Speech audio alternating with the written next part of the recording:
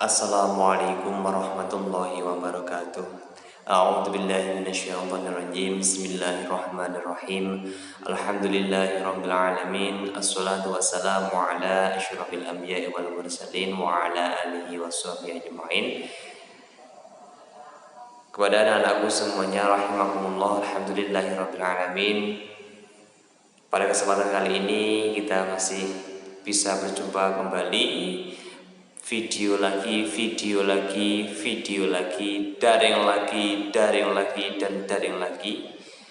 Meskipun begitu, kita harus tetap senantiasa bersyukur kepada Allah Subhanahu wa taala karena dengan limpahan rahmat, hidayah dan inayahnya kita dapat menjalin hubungan melalui video seperti ini menggunakan HP masing-masing, paketan masing-masing, dan juga kekuatan masing-masing. Dan semoga pembelajaran pada kita hari ini bisa membawa berkah, manfaat, maslahah fiti wa dunya hatal akhirah min ya rabbal alamin. Pada kesempatan kali ini kita berjumpa dengan mata pembelajaran yang berbeda, mata pelajaran yang berbeda. Kalau kemarin kita belajar tentang Quran hadis, sekarang kita ketemu kembali dengan pelajaran akidah akhlak. Nah, di sini ingin saya garis bawahi bahwa kita sudah belajar akidah akhlak itu cukup lama. Akan tetapi seperti ini, mungkin saya masih belum bisa memantapkan sampean semua. Artinya dengan materi yang memang seperti ini, versi daring ini, saya masih grogi, masih banyak sekali materi yang belum tersampaikan, banyak materi yang belum paham dan butuh pemahaman lanjut. Saya mohon maaf. Dan ini karena ini syutingnya juga malam, jadi ya memang agak ngantuk, jadi mohon maaf ngomong, kalau ngomong sedikit blawur, sedikit ngaco juga. Tapi yang jelas ini saya usahakan tetap materinya tetap baik, tetap bagus, dan sampai juga bisa menalar dengan mentelaah dengan bagus. Nah, oleh karena itu saya kira nggak usah berpanjang lebar, saya mukadimah ya untuk biasa awal. Kita langsung masuk kepada materi yang mana kita sudah mengetahui pada dahulu kita sudah kita sudah belajar mengenai sifat-sifat Allah, ya kan? Sifat-sifat Allah. Di bab 2 kita sudah belajar mengenai sifat-sifat Allah. Yang di sini dijelaskan bahwa sifat Allah itu ada 3 jenis. Yang pertama adalah sifat wajib bagi Allah, ya kan? Yang kedua sifat mustahil bagi Allah, dan yang terakhir adalah sifat jaiz. Nah, sebentar. Sifat wajib bagi Allah itu banyak sekali ya, macamnya banyak sekali. Ya, yang kita biasa rumuskan karena ada wujud, ada qidam, ada baqa. Yang kita kalau dan sampean itu saya kira agak sering mendengar lafal-lafal atau pujian-pujian seperti ini. Wujud qidam baqa mukhalafatu lil hawadithi qiyamuhu bi nafsihi wa daniyang qadrat iradat ilmu hayat sama basur kalam qadiran muridan aliman hayyan sami'an basiran mutakaliman. Nah, itu adalah sifat wajib Allah yang salah satu artinya di sini ya, antara lain adalah mukhalafatul hawadisi, berbeda dengan makhluk ciptaannya. Allah itu berbeda dengan makhluk-makhluknya. Makhluk apa aja yang bukan kita sebagai manusia, enggak. Makhluk Allah itu banyak sekali, mulai dari bangsa jin, dari malaikat, jin, setan, iblis, tumbuhan, apalagi hewan, manusia, dan itu semuanya itu tidak ada yang serupa dengan Allah. Maka sifat wajib bagi Allah itu adalah mukhalafatul hawadisi, berbeda dengan makhluk ciptaannya. Kalau sama ya nggak bisa. Nah, kalau sama berarti itu termasuk sifat mustahil bagi Allah. Karena Allah itu disifati dengan sifat-sifat yang mutlak. Kalau Allah tidak disifati dengan mutlak, maka bisa dikategorikan itu tidak bisa dikatakan Tuhan gitu. Nah, itu adalah sifat wajib bagi Allah ada 20. Dan selanjutnya sifat mustahil bagi Allah itu juga 20. Nah, itu juga 20. Kalau tadi adalah mukhalafatul hawadisi, sifat wajibnya. Lah, kalau sifat mustahil itu ada mumatsalatu lil hawadisi. Benar tuh?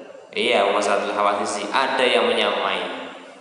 Nah, ada yang menyamai dan itu tidak boleh seperti itu. Makanya disebut dengan sifat mustahil. Yang selanjutnya adalah sifat jaiz bagi Allah. Sifat jaiz itu apa? Sifat jaiz adalah sifat yang mungkin boleh ada ataupun sifat yang mungkin boleh tidak ada pada Allah. Jaiz itu artinya wenang, mungkin. Nah, boleh ada, boleh tidak ada. Nah, seperti itu. Terus selanjutnya keutamaan mengenal nama sifat Allah. Tentu kenapa kita kok harus belajar mengenai sifat-sifat Allah? Ada sifat wajib, ada sifat mustahil, ada sifat jaiz.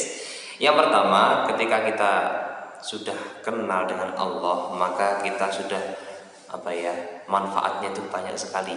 Hati tenang, terus kita bisa istilahnya, kalau hati tenang itu apapun yang dikerjakan itu bisa ayem, tentram, menerima apa adanya. Kadang orang manusia itu hidup di dunia penuh dengan beban. Ya, hidup di dunia itu penuh dengan beban. Karena apa? Mungkin manusia tersebut belum mengenal Allah. Kalau sudah mengenal Allah dari sifat Asmaul Husnanya, terus mengenal sifat wajibnya, itu saya yakin manusia-manusia di luar sana tidak akan berkeluh, tidak akan berkomentar, karena Allah punya Asmaul Husna. Ya, Asmaul Husnanya Ar-Rahman. Ar-Rahman Ar-Rahim, Maha Pengasih dan Maha Penyayang. Jadi nggak mungkin kita sebagai makhluk ditelantarkan oleh Allah, nggak mungkin, gitu loh.